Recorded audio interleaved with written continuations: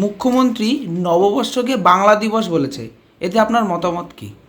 দেখুন, মুখ্যমন্ত্রী ব্যাপারগুলোকে গুলিয়ে দিতে চাইছেন, এটা খুব দুর্ভাগ্যের। যে পশ্চিমবঙ্গ, এই পশ্চিম শব্দটাই উনি তুলে দিতে চাইছেন, তার কিছু কারণ আছে।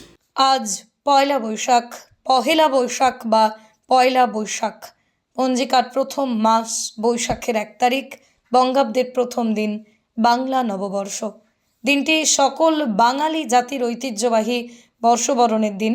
দিনটি বাংলাদেশ ভারতের পশ্চিমবঙ্গে নববর্ষ হিসেবে বিশেষ পালিত হয়। এটি বাঙালিদের ত্রিপুরায় বসবাসরত বাঙালিরাও এই বর্ষবরণের উৎসবকে সাড়ম্বরে পালন করে থাকেন। এই উৎসবটি শোভাযাত্রা, মেলা, পান্তা ভাত খাওয়া, হালখাতা ইত্যাদি দিয়েই হয়। রাজ্যের মুখ্যমন্ত্রী সদ্য পশ্চিমবঙ্গ দিবস হিসেবে পয়লা বৈশাখকে বেছে নিয়েছেন। তাই আজ পশ্চিমবঙ্গের রাজ্যপাল সিভি আনন্দ বোস 20 জুন 2023 রাজভবনে পশ্চিমবঙ্গ দিবস পালন করেছিলেন। তবে বাংলার মুখ্যমন্ত্রী মমতা বন্দ্যোপাধ্যায় তাকে মান্যতা দেননি। তিনি আজকে পশ্চিমবঙ্গ দিবস হিসেবে পালন করার সিদ্ধান্ত গ্রহণ করেন। ভারতীয় পয়লা বৈশাখ উদযাপনের দিনকে বাংলা দিবস হিসেবে গ্রহণ করার সিদ্ধান্ত নেওয়া হয়েছে।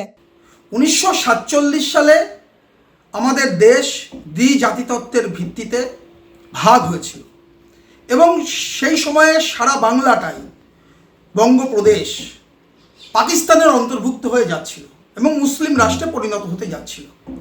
ঠিক সেই সময় বাংলার বাঘ স্যার আশুতোষ মুখোপাধ্যায়ের সুযোগ্য সন্তান ভারত কেশরী ডক্টর শ্যামাপ্রসাদ মুখার্জি তিনি রাস্তায় নামেন, আন্দোলন তৈরি করেন এবং তিনি বলেন যে বাঙালি হিন্দুদের জন্য আলাদা হোমল্যান্ড চায়। 1947 সালের 20 জুন পশ্চিমবঙ্গীয় প্রাদেশিক আইনসভায় সে প্রস্তাব উত্থাপন করেন এবং ভোটাভুটিতে জয়লাভ করেন। হিন্দুদের জন্য, বাঙালি হিন্দুদের জন্য আলাদা হোমল্যান্ড তৈরি হয় পশ্চিমবঙ্গ। বঙ্গভঙ্গ হয় এবং মুসলিম অধ্যুষিত মুসলিম রাষ্ট্র হিসাবে পূর্ববঙ্গ আত্মপ্রকাশ করে, পূর্ববঙ্গ পাকিস্তানের অন্তর্ভুক্ত হয় এবং হিন্দু হোমল্যান্ড হিসাবে পশ্চিমবঙ্গ ভারতবর্ষের অন্তর্ভুক্ত হয়। যেহেতু ভারত একটা ধর্মনিরপেক্ষ রাষ্ট্র, সেই কারণে পশ্চিমবঙ্গ হচ্ছে ধর্মনিরপেক্ষ থাকে, কিন্তু এটা হিন্দুদের জন্য আলাদা হোমল্যান্ড তৈরি করা হয়েছে। আসলে মাননীয় মুখ্যমন্ত্রী এই পশ্চিম শব্দটা তুলে দিয়ে এই যে বঙ্গভঙ্গের যে রক্তাক্ত ইতিহাস তাকে ভুলিয়ে দিতে চাইছেন। রক্ত ঝরানোর স্মৃতি, সেই স্মৃতি বাঙালি হিন্দুদের মন থেকে সরিয়ে দিতে চাইছেন মাননীয় মুখ্যমন্ত্রী।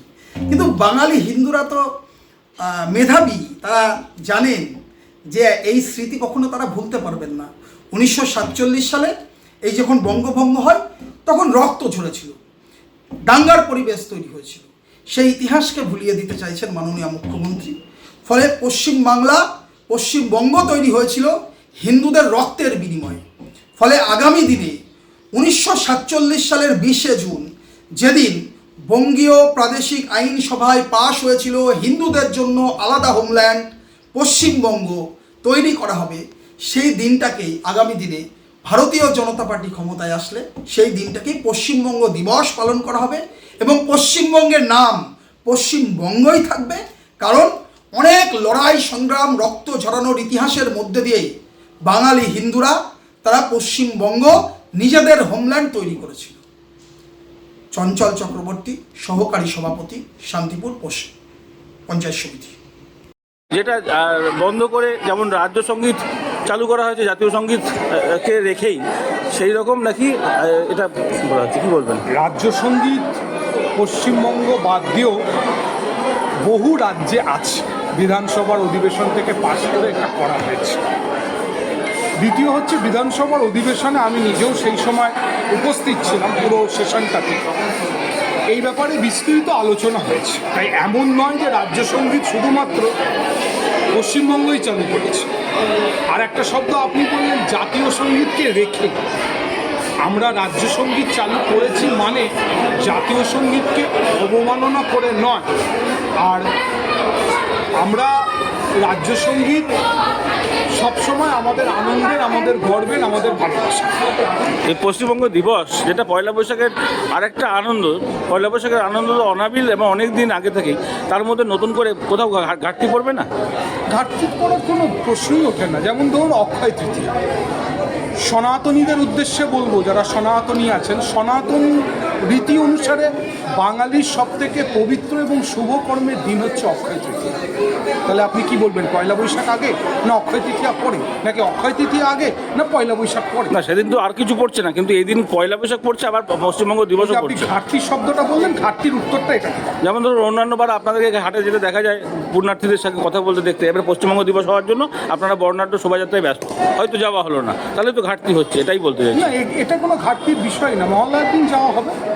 আর বিজেপির পক্ষ থেকে বলা হচ্ছে যে 20শে নভেম্বর তো ছিলই, সেটা রাষ্ট্রপতি পর্যন্ত এই দিনটা মানার কথা বলেছিলেন। কত সাল থেকে ছিল 20শে নভেম্বর? সম্ভবত 20 সাল থেকে। হ্যাঁ, 20 সাল থেকে। ওনারা তৈরি হয়েছেন কবে? 80 সালে। দুজন সংসদ ছিল কবে? 82 সালে। 84 হয়েছেন কবে? তারপরে ওনাদের থেকে শুনবো না। পৃথিবীর 3 ভাগ জল 1 ভাগ স্থল, তাই পানীয় জলের অভাব নেই। কিন্তু বিশুদ্ধ পানীয় জল একটাই, বৃষ্টি অ্যাকোয়া। প্রতি ফোঁটায় আনে তৃপ্তি, মেটায় তেষ্টা। বৃষ্টি অ্যাকোয়া, বিশুদ্ধ পানীয় জল। মুখ্যমন্ত্রী নববর্ষকে বাংলা দিবস বলেছে, এতে আপনার মতামত কি? দেখুন, মুখ্যমন্ত্রী ব্যাপারগুলোকে গুলিয়ে দিতে চাইছেন, এটা খুব দুর্ভাগ্যের। যে পশ্চিমবঙ্গ, এই পশ্চিম শব্দটাই উনি তুলে দিতে চাইছেন, তার কিছু কারণ আছে। আজ পয়লা বৈশাখ, পহেলা বৈশাখ বা পয়লা বৈশাখ, পঞ্জিকার প্রথম মাস বৈশাখের 1 তারিখ, বঙ্গাব্দের প্রথম দিন, বাংলা নববর্ষ। দিনটি সকল বাঙালি জাতির ঐতিহ্যবাহী বর্ষবরণের দিন। দিনটি বাংলাদেশ ভারতের পশ্চিমবঙ্গে নববর্ষ হিসেবে বিশেষ পালিত হয়। এটি বাঙালিদের, ত্রিপুরায় বসবাসরত বাঙালিরাও এই বর্ষবরণের উৎসবকে সাড়ম্বরে পালন করে থাকেন। এই উৎসবটি শোভাযাত্রা, মেলা, পান্তা ভাত খাওয়া, হালখাতা ইত্যাদি দিয়েই হয়। রাজ্যের মুখ্যমন্ত্রী সদ্য পশ্চিমবঙ্গ দিবস হিসেবে পয়লা বৈশাখকে বেছে নিয়েছেন। তাই আজ পশ্চিমবঙ্গের রাজ্যপাল সিভি আনন্দ বোস 20 জুন 2023 রাজভবনে পশ্চিমবঙ্গ দিবস পালন করেছিলেন। তবে বাংলার মুখ্যমন্ত্রী মমতা বন্দ্যোপাধ্যায় তাকে মান্যতা দেননি। তিনি আজকে পশ্চিমবঙ্গ দিবস হিসেবে পালন করার সিদ্ধান্ত গ্রহণ করেন। ভারতীয় পয়লা বৈশাখ উদযাপনের দিনকে বাংলা দিবস হিসেবে গ্রহণ করার সিদ্ধান্ত নেওয়া হয়েছে। 1947 সালে আমাদের দেশ দ্বিজাতিতত্ত্বের ভিত্তিতে ভাগ হয়েছিল এবং সেই সময়ে সারা বাংলাটাই বঙ্গপ্রদেশ পাকিস্তানের অন্তর্ভুক্ত হয়ে যাচ্ছিল এবং মুসলিম রাষ্ট্রে পরিণত হতে যাচ্ছিল। ঠিক সেই সময় বাংলার বাঘ স্যার আশুতোষ মুখোপাধ্যায়ের সুযোগ্য সন্তান ভারত কেশরী ডক্টর শ্যামাপ্রসাদ মুখার্জি তিনি রাস্তায় নামেন, আন্দোলন তৈরি করেন এবং তিনি বলেন যে বাঙালি হিন্দুদের জন্য আলাদা হোমল্যান্ড চায়। 1947 সালের 20শে জুন পশ্চিমবঙ্গীয় প্রাদেশিক আইনসভায় সে প্রস্তাব উত্থাপন করেন এবং ভোটাভুটিতে জয়লাভ করেন। হিন্দুদের জন্য, বাঙালি হিন্দুদের জন্য আলাদা হোমল্যান্ড তৈরি হয় পশ্চিমবঙ্গ।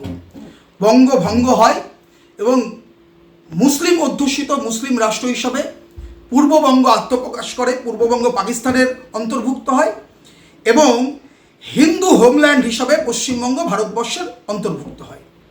যেহেতু ভারত একটা ধর্মনিরপেক্ষ রাষ্ট্র, সেই কারণে পশ্চিমবঙ্গ হচ্ছে ধর্মনিরপেক্ষ থাকে, কিন্তু এটা হিন্দুদের জন্য আলাদা হোমল্যান্ড তৈরি করা হয়েছিল। আসলে মাননীয় মুখ্যমন্ত্রী এই পশ্চিম শব্দটা তুলে দিয়ে এই যে বঙ্গভঙ্গের যে রক্তাক্ত ইতিহাস তাকে ভুলিয়ে দিতে চাইছেন। রক্ত ঝরানোর স্মৃতি, সেই স্মৃতি বাঙালি হিন্দুদের মন থেকে সরিয়ে দিতে চাইছেন মাননীয় মুখ্যমন্ত্রী। কিন্তু বাঙালি হিন্দুরা তো মেধাবী, তারা জানেন যে এই স্মৃতি কখনো তারা ভুলতে পারবেন না। 1947 সালে এই যখন বঙ্গভঙ্গ হয় তখন রক্ত ঝরেছিল, দাঙ্গার পরিবেশ তৈরি হয়েছিল, সেই ইতিহাসকে ভুলিয়ে দিতে চাইছেন মাননীয় মুখ্যমন্ত্রী। ফলে পশ্চিমবাংলা, পশ্চিমবঙ্গ তৈরি হয়েছিল হিন্দুদের রক্তের বিনিময়ে। ফলে আগামী দিনে 1947 সালের 20শে জুন যেদিন বঙ্গীয় প্রাদেশিক আইনসভায় পাশ হয়েছিল হিন্দুদের জন্য আলাদা হোমল্যান্ড পশ্চিমবঙ্গ তৈরি করা হবে, সেই দিনটাকেই আগামী দিনে ভারতীয় জনতা পার্টি ক্ষমতায় আসলে সেই দিনটাকেই পশ্চিমবঙ্গ দিবস পালন করা হবে এবং পশ্চিমবঙ্গের নাম পশ্চিমবঙ্গই থাকবে। কারণ অনেক লড়াই সংগ্রাম, রক্ত ঝরানোর ইতিহাসের মধ্যে দিয়েই বাঙালি হিন্দুরা তারা পশ্চিমবঙ্গ নিজেদের হোমল্যান্ড তৈরি করেছিল।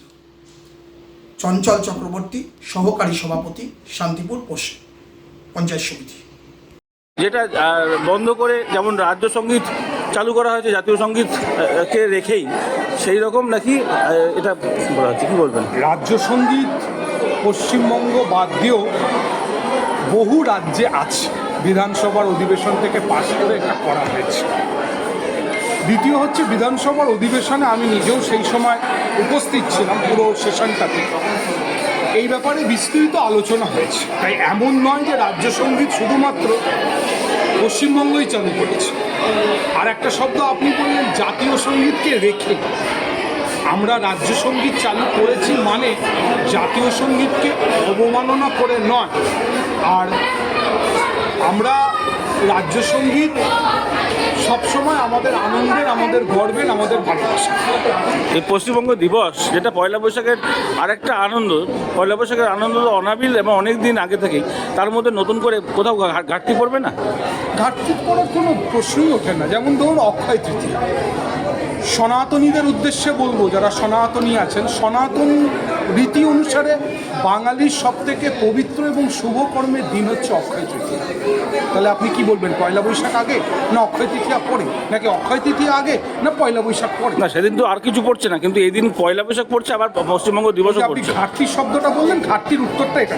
যেমন ধরুন অন্যান্যবার আপনাদেরকে হাটে যেতে দেখা যায় পুণ্যার্থীদের সাথে কথা বলতে দেখতে, এবার পশ্চিমবঙ্গ দিবস হওয়ার জন্য আপনারা বর্ণাঢ্য শোভাযাত্রায় ব্যস্ত, হয়তো যাওয়া হলো না, তাহলে তো ঘাটতি হচ্ছে, এটাই বলতে চাইছি। না, এটা কোনো ঘাটতির বিষয় না, মহল্লার দিন যাওয়া হবে। আর বিজেপির পক্ষ থেকে বলা হচ্ছে যে 20শে নভেম্বর তো ছিলই, সেটা রাষ্ট্রপতি পর্যন্ত এই দিনটা মানার কথা বলেছিলেন। সাল থেকে ছিল 20শে নভেম্বর, সম্ভবত 20 সাল থেকে। হ্যাঁ, 20 সাল থেকে। ওনারা তৈরি হয়েছেন কবে? 80 সালে। দুজন সাংসদ ছিল কবে? 82 সালে। 84 হয়েছেন কবে? তারপরে ওনাদের থেকে শুনবো না। জেলার সব থেকে বড় বিল্ডার্স চাকদার মা মনসা বিল্ডার্স, রড ও সিমেন্টের পাইকারি ও খুচরো বিক্রেতা।